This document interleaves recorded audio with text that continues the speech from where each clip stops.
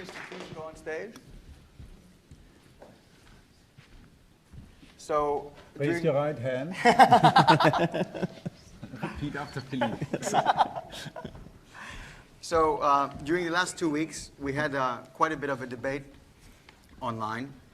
And yesterday. And as well as yesterday with all kinds of consciousness-altering substances. And we finally decided, we all came to this consensus that in fact, now was perhaps the time to make a statement for the public, for people like Bonnie, who are not neuroscientists, but who in fact have an interest in this topic, because as our tools are evolving very quickly, some of the conclusions we have are changing, and some of the assumptions we have made are being discarded. And it might be obvious to everybody in this room that animals have consciousness. It's not obvious to the rest of the world. It's not obvious to the rest of the Western world. It's not obvious to people in the Far East and other places. It's not obvious to everybody. You have been a very, very sophisticated audience, and this has been an amazing lineup of speakers. Not everybody has this kind of processing and access to such data. So I'd like to thank, obviously, the speakers, because none of this would have happened without you. Many of you came here from places near or far, Australia. Many of you traveled with your own resources. You are all investors in this conference. You are all part of this scientific journey. And so with that being said, I'd like to begin reading this joint statement, which all of us have agreed on. So I'll be reading the first part. Then David Edelman will read the second part. And finally, Christoph will close the conference with the very last part. So on this day of July 7, 2012, a prominent international group of cognitive neuroscientists, neuropharmacologists, neurophysiologists, neuroanatomists, and computational neuroscientists gathered here at the University of Cambridge to reassess the neurobiological substrates of conscious experience and related behaviors in human and non-human animals. While comparative research on this topic is naturally hampered by the inability of non-human animals, and often humans, to clearly and readily communicate about their internal states, the following observations can be stated unequivocally. First observation, the field of consciousness research is rapidly evolving. Abundant new techniques and strategies for human and non-human animal research have been developed. Consequently, more data is becoming readily available, and this calls for a periodic reevaluation of previous held preconceptions in this field. Studies of non-human animals have shown that homologous brain circuits correlated with conscious experience and perception can be selectively facilitated and disrupted to assess whether they are in fact necessary for those experiences. Moreover, in humans, new non-invasive techniques are now readily available to survey the correlates of consciousness. Second observation, the neural substrates of emotions do not appear to be confined to cortical structures. In fact, subcortical neural networks aroused during affective states in humans are also critically important for generating emotional behaviors in animals. Artificial arousal of the same brain regions generates corresponding behavior and feeling states in both humans and non-human animals.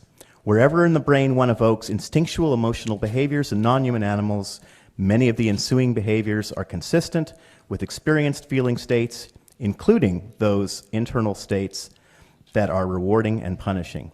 Deep brain stimulation of these systems in humans can also generate similar affective states. Systems associated with affect are concentrated in subcortical regions where neural homologies abound.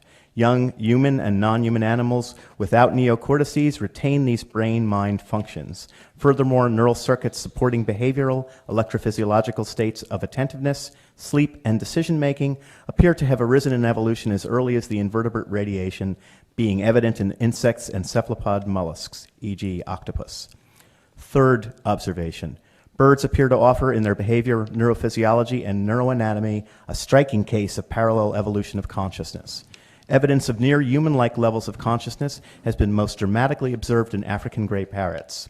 Mammalian and avian emotional networks and cognitive microcircuitries appear to be far more homologous than previously thought. Moreover, certain species of birds have been found to exhibit neural sleep patterns similar to those of mammals, including REM sleep, as well as was demonstrated in zebra finches. Neurophysiological patterns previously thought to require a mammalian neocortex. Magpies in particular have been shown to exhibit striking similarities to humans, great apes, dolphins, and elephants in studies of mirror self-recognition. Final observation. In humans, the effect of certain hallucinogens appears to be associated with a disruption of cortical feed-forward and feedback processing.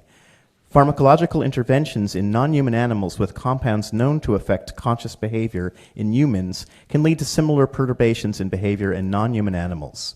In humans, there is evidence to suggest that awareness is correlated with cortical activity, which does not exclude possible contributions by subcortical or early cortical processing, as in visual awareness.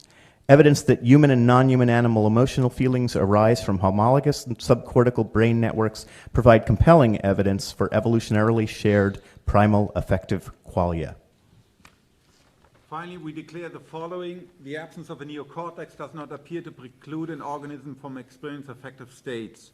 Convergent evidence indicates that non-human animals have the neuroanatomical, neurochemical, and neurophysiological substrate of consciousness, of conscious states, along with the capacity to exhibit intentional behaviors. Consequently, the weight of evidence indicates that humans are not unique in possessing the neurological substrate that generate consciousness.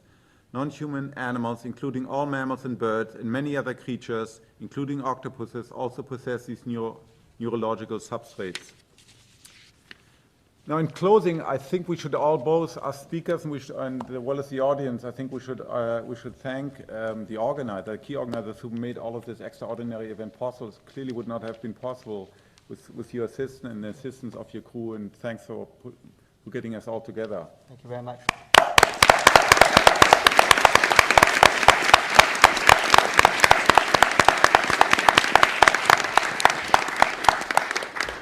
Thank you very much. The Francis Crick Memorial Conference on Consciousness in Human, Non-Human Animals is now closed.